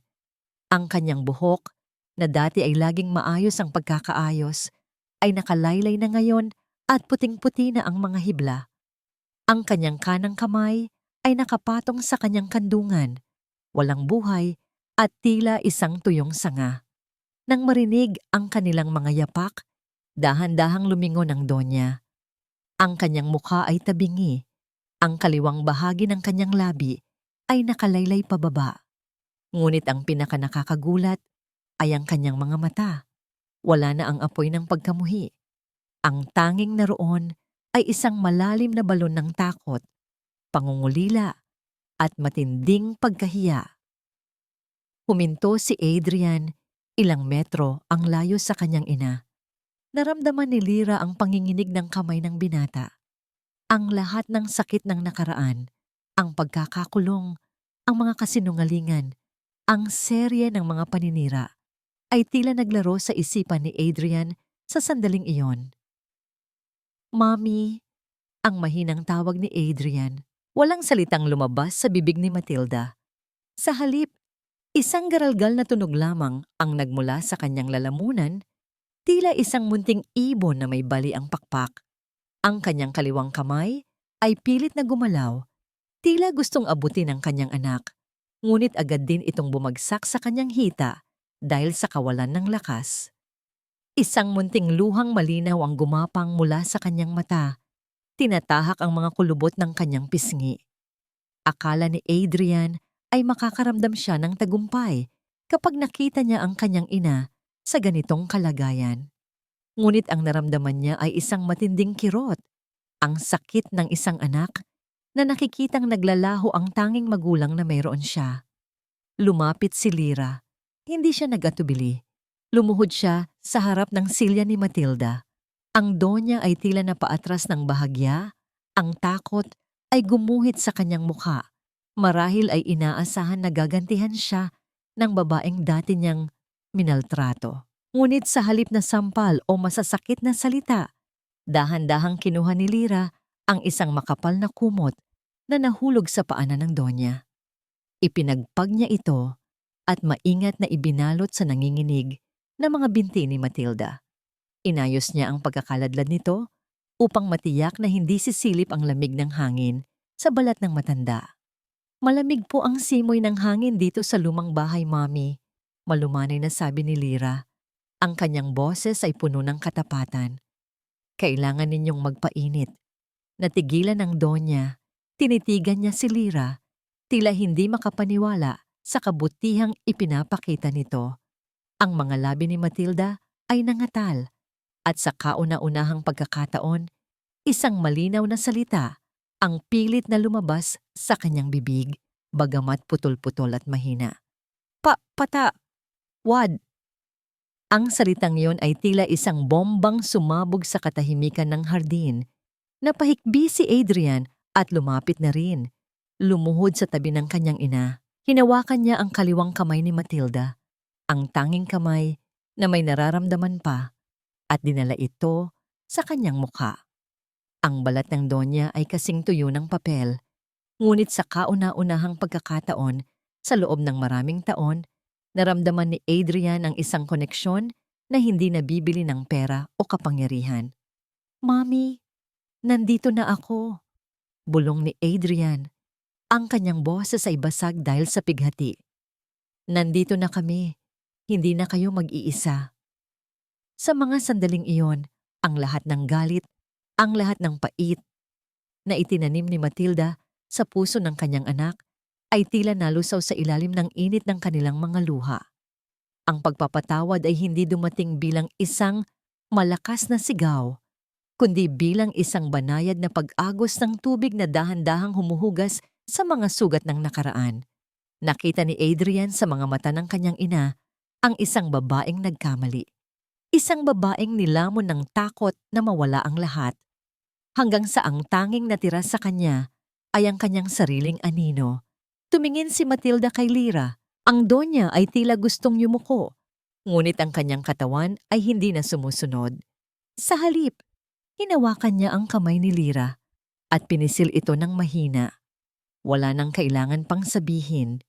Ang bawat patak ng luha mula sa mga mata ni Matilda ay sapat na upang ipahayag ang libu-libong salita ng pagsisisi para sa bawat sampal, bawat pangungutya, at bawat pagtatangkang sirain ang pagkatao ng dalaga. Hindi nagtagal, lumapit ang isang nurse na siyang lihim na nag-aalaga sa Donya sa lumang bahay. Ipinaliwanag nito na ang mga natitirang tapat na tauhan ng pamilya ang nagdala kay Matilda doon upang malayo sa gulo ng korte at sa mga mapanghusgang mata ng lipunan. Ang dating reyna ng asyenda ay piniling magtago sa gitna ng mga guho ng kanyang nakaraan, kung saan walang makakakita sa kanyang pagbagsak. Tutulungan namin kayo, sabi ni Lyra habang pinupunasan ng luha sa mukha ni Matilda gamit ang kanyang sariling panyo. Dadalhin namin kayo sa aming bahay. Simple lang doon, Mommy, pero hindi kayo makakaramdam ng gutom o lamig. At higit sa lahat, hindi kayo mag-iisa. Nagkatinginan sina Lyra at Adrian. Sa gitna ng trahedyang ito, natagpuan nila ang pinakamalaking tagumpay, ang tagumpay laban sa puot. Ang paghilom ay nagsimula na, hindi lamang para kay Matilda, kundi para sa kanilang dalawa. Lumipas ang mga linggo. Ang paglipat ni Doña Matilda sa munting kubo sa baryo ay naging usap-usapan, ngunit sa halip na pangungutya, ang natanggap niya mula sa mga taga-baryo ay ang tahimik na paggalang. Nakita ng mga sakada ang kanilang dating amo, na ngayon ay inaalagaan ng babaeng dati nitong inalipusta. Ang kabutihan ni Lyra ay naging isang aral na mas malakas kaysa sa anumang sermon sa simbahan. Tuwing hapon, inilalabas ni Adrian ang kanyang ina sa veranda gamit ang silya na may mga gulong. Pinapanood nila ang paglubog ng araw sa malawak na taniman ng tubo. Ang asyenda ay hindi na pag-aari ng mga Velasco, kundi isa ng kooperatiba na pinamamahalaan ng mga manggagawa, kung saan si Adrian ay nagsisilbing tagapayo at si Lyra naman ang gurong gabay. Isang hapon, habang nagtatawanan ang mga bata sa silid-aralan sa tapat ng kanilang bahay, napansin ni Lyra ang isang maliit na bulaklak na tumubo sa gilid ng kanilang hagdanan. Isa itong ligaw na bulaklak, kulay dilaw at matatag, sumisibol sa gitna ng tuyong lupa.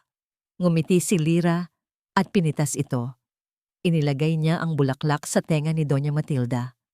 Ang matanda ay naglabas ng isang mahinang tunog, tila isang tawa na matagal nang hindi naririnig. Ang kanyang kaliwang bahagi ng muka ay gumalaw ng bahagya, isang senyales na ang buhay at pag-asa ay muling bumabalik sa kanyang katawan. Lumapit si Adrian at niyakap si Lyra mula sa likuran. Ipinatong niya ang kanyang baba sa balikat ni Lyra. Pinapanood ang kapayapaang kanilang binuo mula sa mga abo ng pagkawasak. Tapos na ang baha, Lyra. Bulong ni Adrian, ang kanyang hininga ay mainit sa leeg ng dalaga. Salamat sa hindi pagsuko sa akin. Salamat sa pagtuturo sa akin kung paano magmahal ng totoo. Lumingon si Lyra at hinalikan si Adrian sa pisngi. Ang kanyang puso ay puno ng pasasalamat. Ang lahat ng hirap, ang bawat sampal ng tadhana, at ang bawat luhang ibinuhos nila sa putikan ay may dahilan pala. Ito ay upang patibayin sila para sa hinaharap na hindi na kailanman mababahiran ng kasakiman. Ang mahalaga ay nandito tayo, sagot ni Lyra. At ang pag-ibig natin, Adrian, ay hindi na isang pangarap lang. Ito na ang ating buhay. Habang unti-unting nilalamon ng dilim ang kalangitan at napapalitan ng ningning ng mga bituin, naramdaman ni Lyra ang isang kakaibang saya sa kanyang sinapupunan. Isang munting buhay ang nagsisimula ng mabuo, isang bagong simula na magdadala ng tunay na liwanag sa kanilang tahanan. Ngunit pinili muna niyang itago ang lihim na ito para sa isang espesyal na sandali. Sa gabing iyon, sa ilalim ng liwanag ng buwan, ang bawat sugat ay naghihilom na. Ang bawat pighati ay naging alaala na lamang. Sa munting kubo sa gitna ng asyenda, ang tunay na ginto ay hindi na kailangang hukayin sa lupa dahil ito ay nagniningning na sa kanilang mga puso. Isang taon na ang lumipas mula nang ang bagyo ng pighati ay humampas sa buhay ni Lyra at Adrian. Ngunit ang umagang ito sa Negros ay tila isang panibagong kabanata na isinulat ng tadhana sa tinta ng ginto at pag-asa. Ang sikat ng araw ay dahan-dahang gumagapang sa malawak na taniman ng tubo. Kinukulayan ng ningning ang mga dahon na sumasayaw sa banayad na ihip ng hangin.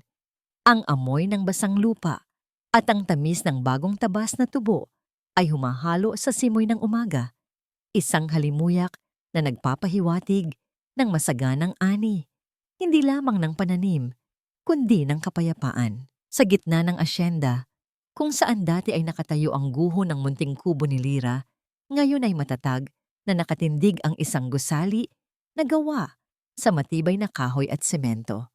Ang bubong nito ay kulay asul, at sa itaas ng pintuan ay may nakasabit na arko na may mga ukit na salita, Eskwela de Lola Corazon. Ito ang katuparan ng pangarap na itinanim sa gitna ng putikan, isang paaralan para sa mga anak ng mga sakada, kung saan ang bawat bata ay malayang mangarap nang hindi tinatapakan ang kanilang dignidad. Lumalabas ang mga bata mula sa silid-aralan. Ang kanilang mga tawanan ay umalingaw sa paligid, tila mga kampanilya na naghahatid ng kagalakan sa bawat sulok ng baryo. Sa ilalim ng malaking puno ng mangga, kung saan dati ay nagtatago ng mga lihim sina Lyra at Adrian, nakaupo sa kanyang silya na may mga gulong si Doña Matilda. Ang Doña ay malayo na sa imahe ng malupit na reyna ng asyenda. Bagamat ang kanyang kanang bahagi ay nananatiling mahina at ang kanyang pananalita ay hindi na muling bumalik sa dati nitong talas, ang kanyang mga mata ay nagsusumigaw ng isang uri ng katahimikang matagal niyang ipinagkait sa kanyang sarili. Ang kanyang suot ay isang simpleng kulay lavender na duster at ang kanyang mga kamay ay hindi na nakasuot ng mga mamahaling singsing kundi hawak ang isang maliit na kwintas ng rosaryo.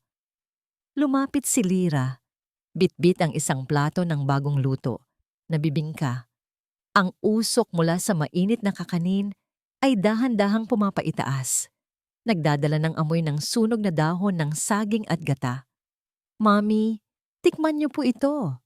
Gawa po ito ni Tia Berta. Sadyang para sa inyo, dahil alam niyang paborito niyo ang may itlog na maalat sa ibabaw. Malamig na sabi ni Lyra habang inilalapag ang plato sa maliit na lamesa sa tabi ng Donya. Tumingin si Matilda kay Lyra. Ang bawat paggalaw ng kanyang mukha ay may kasamang pagsisikap.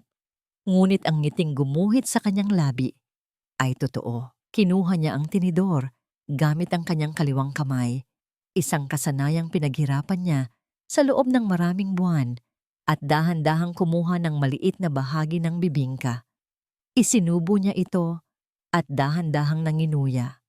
Ang bawat lunok ay tila isang simbolo ng kanyang pagtanggap sa simpleng buhay, sa pag-ibig na walang kondisyon at sa pamilyang binuo ng patawad sa halip na dugo at yaman. Salamat. Lyra, ang mahinang bulong ni Matilda. Ang kanyang boses ay garalgal, ngunit malinaw ang bawat pantig. Hinawakan ni Lyra ang balikat ng kanyang biyenan. Sa sandaling iyon, ang lahat ng alaala ng mga sampal, ng mga masasakit na salita, at ng tangkang pagpapaalis ay tila mga anino na lamang na nilamon ng liwanag. Ang pagpapatawad ay hindi isang kaganapan, kundi isang proseso ng paghilom na bawat araw ay dinidilig nila ng pasensya at pag-unawa. Maya-maya pa, dumating si Adrian mula sa opisina ng kooperatiba. Ang kanyang suot ay isang simpleng t-shirt na may bahid ng alikabok at maong na pantalon. Ang kanyang balat ay mas lalong naging kayumanggi at ang kanyang mga braso ay naging maskulado mula sa pagtatrabaho sa bukid. Ngunit ang pinakamalaking pagbabago ay ang kanyang mga mata. Ang mga matang dati ay puno ng pag-aalinlangan ay ngayon ay nagniningning sa kasiguruhan. Buhat-buhat ni Adrian ang kanilang 6 na buwang gulang na anak, si Gabriel Corazon. Ang bata ay may mga matang kasing itim ng kay Lyra at ang matangos na ilong ng mga Velasco. Ang bawat galaw ng maliliit na kamay ng sanggol ay tila humahaplos sa hangin, naghahanap ng yakap ng kanyang ina. Lyra, tingnan mo ang anak mo. Ayaw nang magpababa. Mukhang amoy gatas na rin ako sa buong maghapon. Biro ni Adrian habang iniaabot ang bata kay Lyra. Niyakap ni Lyra ang kanyang anak. Isiniksik ang kanyang mukha sa leeg ng sanggol. Ang amoy ng baby powder at gatas ay ang pinakamabiyayang amoy sa buong mundo. Ganyan talaga ang mga bata, Adrian. Alam nila kung sino ang protektor nila. Di ba, Gabriel? Kinuha ni Adrian ang silya at umupo sa tabi ni Lyra. Ipinatong ang kanyang braso sa likuran ng upuan ng asawa. Pinanood nilang tatlo ang mga estudyante na nagsisimulang maglaro ng patintero sa damuhan. Ang bawat hiyaw ng kagalakan ng mga bata ay tila isang panalangin na nagpapasalamat sa pagkakaroon ng pangalawang pagkakataon. Naalala mo ba noong sinabi ko sa iyo na ang pag-ibig natin ay parang ginto sa putikan? Bulong ni Adrian habang nakatitig sa kanyang asawa. Tumango si Lyra. Ang kanyang mga mata ay bahagyang nagtubig dahil sa emosyon. Oo, Adrian. At ngayon, naintindihan ko na ang ibig mong sabihin. Ang ginto ay hindi kailangang magningning sa mansyon. Mas nagliliwanag ito kapag ito ang nagbibigay ng liwanag sa madidilim na sulok ng ating buhay. Sa huling bahagi ng hapong yon, tumayo si Lyra at lumapit sa malaking bintana ng silid-aralan. Doon, nakasabit ang isang litrato ni Lola Corazon. Nakangiti at tila binabantayan ang bawat batang nag-aaral. Sa ilalim ng litrato ay may nakalagay na sariwang bulaklak ng gumamela. Nasagot na ang lahat ng mga tanong na dating gumagambala sa kanilang gabi. Sila ba ay nakapagpatawad na ng lubos? Ang sagot ay nasa mga kamay ni Lyra na nag-aalaga kay Matilda at sa mga mata ni Adrian na hindi na nakakakita ng galit sa kanyang ina. Ang patawad ay hindi paglimot, kundi ang pagpiling huwag nang hayaang kontrolin ng nakaraan ng kanilang bukas.